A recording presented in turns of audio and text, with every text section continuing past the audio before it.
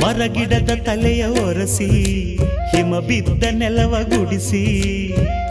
ಆಹಾ ಹೊಲಗದ್ದೆ ಇನ್ನೂ ಎಂತ ನಿದ್ದೆ ಎಂದ ದಿನರಾಯನು ರವಿರಾಯ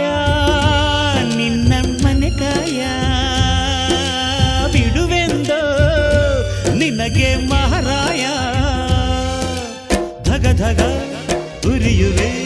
ಜಗ ಜಗ ಬೆಳಗುವೆ ನೀನು ಬರದೆ ದಿನವಿಲ್ಲ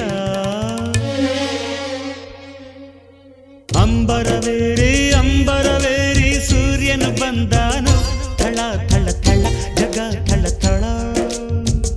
ಫಳ ಫಳ ಫಳ ಜಗ ಫಳ